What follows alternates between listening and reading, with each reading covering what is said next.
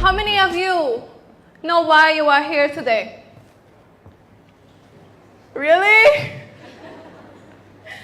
So I can assume that for those who are not here, it's because they don't know why, even though they know what and how to come here. The why always be the least to be considered in everything we do. So this 5 minutes is going to be why too. 10 years, my parents had to pay English school fee for me to have fun, learn no English, and fail the test. 5 years after that, my English got better since I had wanted to be as smart as the girls in my class. Then I spied about her, about what she did. And you know what? The secret was she read books. Then I went back home calling up all the books that my dad bought for me to read. But however, every time I read, I fell asleep. I came up with those excuses of having no time, too tired, too boring to read. And here was what people told me about reading, was to be smarter, to fix the broken language, to broaden up my mindset, and to be my most supportive friends when I am alone. But had I inspired enough to read by that time? You bet, no. Otherwise, I wouldn't fall asleep every time I read. I was caught up by those excuses again and again and again. It was just so many times. Then, since I saw myself getting out of nowhere, so do or die. Do or die.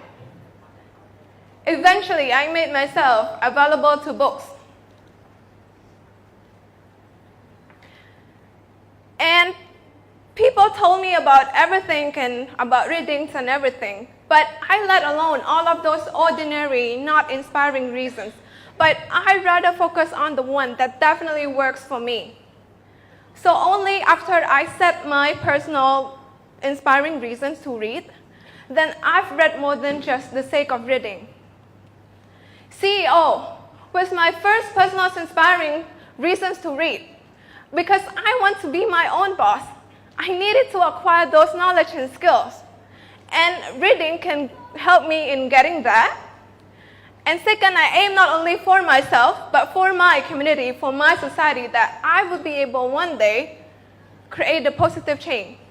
So this has been convincing and inspiring me to start and stay motivated to read until now. The White Tiger, the book that impacted my life. On the surface, it's about India, multifaceted populations and culture. But the math beneath, it's full of complex psychological analysis of a man who wants to break free from the system in becoming a successful entrepreneur. That book drove my mind to a completely new perspective, and especially it's removed my stereotype toward India.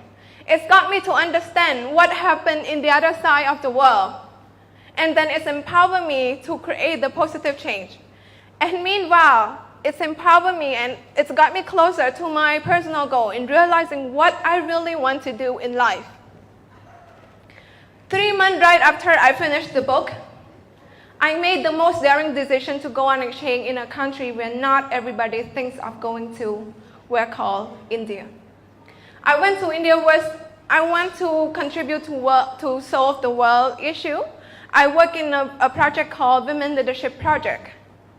And second, I want to extend my horizon. I prefer to have that intensive experience. So India was the right platform for me to do so. I want you to bear in mind that every moment you are scrolling Facebook, having fun, there is someone out there is getting smarter and more successful. So don't let your excuses stop you from achieving the life that you deserve. Be stronger than your strongest excuses. This is an exercise for you to go back home. I want you to seek for an inspiring whys you have to read right now. And it must be related to your personal goal, your personal desire. Then they will automatically kick your butt to seek for how to. Because me personally, With those inspiring reasons, it's got me to read and change my life while I was able to change 100 young students in India. And because of those creature code book, I am here today, living with purpose and clarity, having the privilege in sharing my idea with hundreds of you, apparently. So make love with your life, make love with books. Thank you. Thank you.